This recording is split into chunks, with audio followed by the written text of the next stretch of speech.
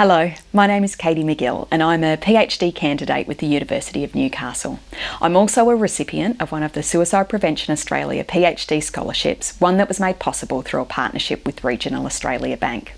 Today I'm just going to take about 15 minutes to, touch on some of the things that are useful to think about in preparing an application for a PhD scholarship from the Suicide Prevention Australia or thinking about applying for some funds from the Suicide Prevention Research Fund. It's always a bit hard to know exactly where to start with these sorts of things, but probably where I would start is I think it's really important to unpack early and, in a pretty in-depth way, your why for wanting to do a PhD in suicide prevention. This is because doing a PhD is a big decision. You're going to spend a few years thinking about and doing this and being challenged by it in lots of ways. And there will be times when you're likely to consider at least walking away or whether it's really worth the effort that's involved. So if you've been able to be really clear on what it is that makes this worthwhile, what your why is, whether that be for you or whether that be for the world or the community in which you live and work in, then it makes it easier to really make the call on, just remember why you're sticking with it, why the effort is worth it, and also gives you a bit of a chance to reorient things if you get to a point where you go, hang on, my research program is really not delivering on the reason I started this off in the first place. In terms of preparing your application, if you know your why, that shines through and it's sort of something that the enthusiasm and the commitment will come through. Once you've worked out your why, you really get to start to think about the how. And this is where the Suicide Prevention Research Fund comes in, because it provides some opportunities and it's so important in terms of providing opportunities and capacity for early career researchers in suicide prevention for them to grow and to learn. For me, being a recipient of one of the PhD scholarships has made a huge difference in terms of the way my world works. So previously, the PhD was really trying to be fit in around full-time work and on top of being a mum. And now what I've been able to do as a result of the scholarship is that the other things are sort of fit in around doing the PhD. So it's an anchor in my week, and then the other things go around around about it. That makes a huge difference in terms of the research that can be done. It's made my research better. It's quicker, it's more efficient, it's better quality because my head is in this all the time and I'm not having to duck in and out of it or try to do it in between cancelled meetings or during the kids' gymnastics lessons. So I guess I really just want to say that think of the Suicide Prevention Research Fund as it's an important resource and be aware of the opportunities that may be available to you as an early career researcher. So once you've, thought about or become aware of some of the opportunities that come up, the next thing is really around, well, what might you want to do research on? And the first part of that is really defining and being able to clearly articulate what your research question is. So it's about thinking about what is it that you want to know at the end of your sort of 3 or 4 years of study. What's the answer that you want to know? What's the question that you want to know the answer to? Again, this needs to be a research question that is going to be interesting enough for you to spend 3 or 4 years of your life investigating and kind of turning over and mulling over in different ways. Now, there's no one way to go about identifying a research question. In fact, there's probably as many different ways as there are people in the world. But some of the things that might come up is you might have seen questions or sort of the impacts of suicide. You might have seen things happening in your personal world or in your work life, and you've seen problems that you go, that needs a better solution for. So that might be how you identify a research question. You might notice that there's some new technology and you think, actually, that could really make a difference in terms of how we could prevent suicide. And so that might be a research question. It might be that from your previous work or from your academic studies previously, that you've become aware that there is a gap in what is known in the evidence base, and that's what you can kind of see it would be worthwhile spending time on. So Once you've got a bit of a sense about what your research question is, you really want to have a look at what's the state of play. Has this question already been answered before? How have people approached answering this question? What do we already know? And what don't we know? And so what you want to be able to communicate in the scholarship application is very clearly what your research question is, how it builds on what others have done, what the gap in evidence is, and how it is that you'll be able to fill that, and why it's important that it should be done. And the only other thing I'd say is expect your research questions to evolve over time. And that is even from the point at which you first put down your research question as you start the application, through to what you actually submit, through to once you're in your PhD and it's sort of at the end of your first year. The research questions evolve over time, and they get better as you get a more nuanced understanding about what needs to be done. Once you've got a sense about what you want to do and why, you then start to unpack more of the how. And a big part of the how is about identifying a good or the right supervisor to be able to mentor you through your PhD journey. So different people look for different things with supervisors.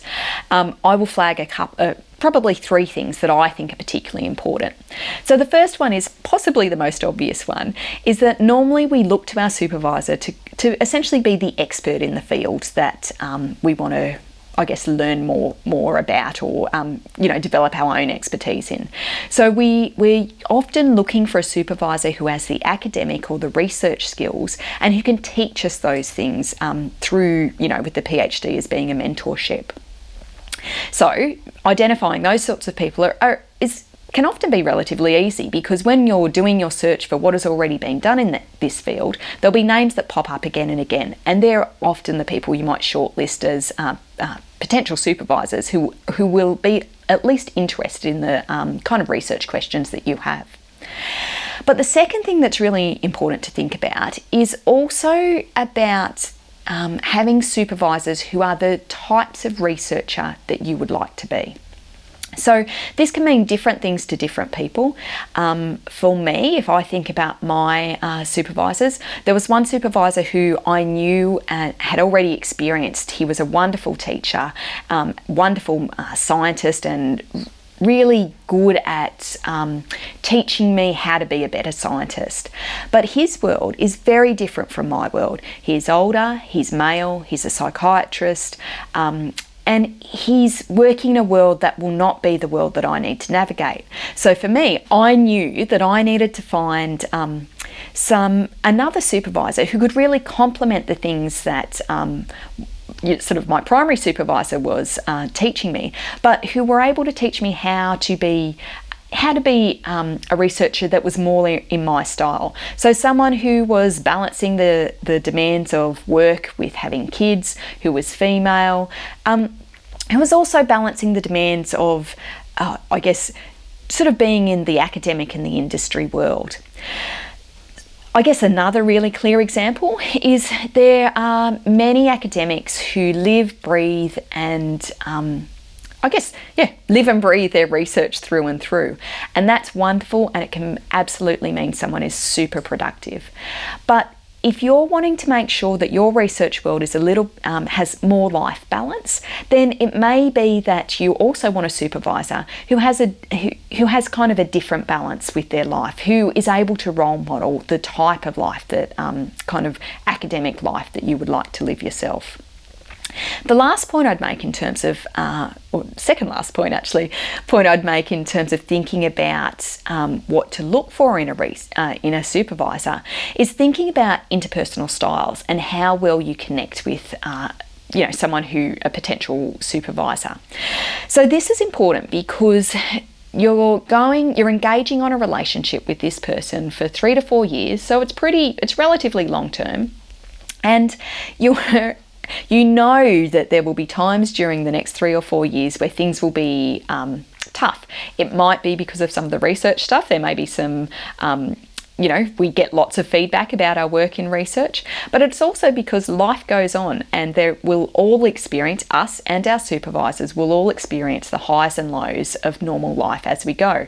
And when we're experiencing some of those lows, or we're particularly stressed, sometimes our communication will will become, for me, it becomes more clipped and abrupt, or I may become more sensitive. And so it's really important to be able to have a connection with your supervisor and a strong enough personal relationship that we're able to get through some of those times when either or both of us are pretty stressed, and we're able to have robust discussions and constructive discussions in a way that feels safe and okay for both of us. And so often we can get a bit of a sense early on about the degree to which we have a good fit in terms of our interpersonal style with our supervisor. So the only other thing I'd say is one supervisor is never enough. I personally have a team of 3 supervisors, and although supervision doesn't look at all like I would have thought it was going to look like, it's super helpful in terms of it means that there is always someone available to me when I've got something that is time sensitive that I need feedback on. It means that pretty much any idea that I have gets fairly vigorously road tested because they've all got different perspectives. And it also means that no one person needs to kind of fulfill all my supervisor or mentoring needs, that as a team, they're all looking out for me and providing me with different learning experiences as we go. So one of the other things that we're getting better as a sector at doing is incorporating, centering and prioritising the voice of people with lived experience. And that includes in how we're doing and developing and running our research. So it's really important to think upfront and early on, and pretty hard, about how you will make sure that you understand and that you connect with people with lived experience and give them a voice in the research that you're doing. One of the things I would say is there is no value, and you do yourself and the people with lived experience a disservice by connecting with people with lived experience in a manner where it's just done to tick the box. So absolutely, what really helps is to think through what are the questions and what might be the perspectives that people with lived experience who are living with suicidality or who have lived with suicidality or who have been bereaved by suicide, what might be the perspectives that they could bring to the work that you do that you wouldn't get anywhere else. And it's not until we can deliver on research that really makes a difference for those people that our job is going to be done. So we absolutely want to be hearing this voice and this perspective as early on as possible. So there's a few things that I would encourage people to do when we're thinking about how to incorporate the perspective of people with lived experience into our work and into our research. The first one is think concretely and early about where and how you will purposefully seek the perspective of people with lived experience about your research. Make sure you have the capacity to take on board their comments and their suggestions, and really be prepared to be questioned and be open to the different perspectives that may come through from having a conversation with people with lived experience about the work you do. I would also say value it in the same way that you would value feedback from your supervisor or from other peers. And lastly, I would really encourage you to work with organisations and groups who already bring together people with lived experience to think about and talk about what's happening in the sector, because this helps to make sure that everyone is in a space where they're able to contribute to what's happening and you're able to hear it and make sure it works. And the only other thing I'd say is it's really important to be aware of, and if you bring your own personal experience of suicide to the work you do and to the research that you do in suicide prevention, honour it. Give it space, give it time, and give it a place, and make sure you give yourself space, time and energy to process the things that may come up. It makes our work better, but it also we need to do it in a way that allows us to thrive and learn, and not makes it harder for the work that we need to do. My last little bit is probably my favourite area, which is thinking about finding a partner organisation. So from my point of view, you may have already picked up on that I think research is most worthwhile when it's clearly going to make an impact in the real world for the people that we're hoping it will benefit. And I don't think there is any better way to make sure that our work and our research will have impact than partnering with an organisation who is already connected with the people who we hope will benefit from the work we do. So how do you do that? I guess again, there's sort of no magic tricks. It's really thinking about who are the organisations or the groups who are already connected with the people who we're hoping will be the beneficiaries of the work that we do, and reaching out and I guess connecting with them, letting them know, telling them about what we're doing, why we're doing it, getting their input into what they think would make it better, and also getting a sense from them about what it is that they think is really important to be looked at and what might be some of the problems they're facing that potentially your knowledge or your expertise could kind of feed into.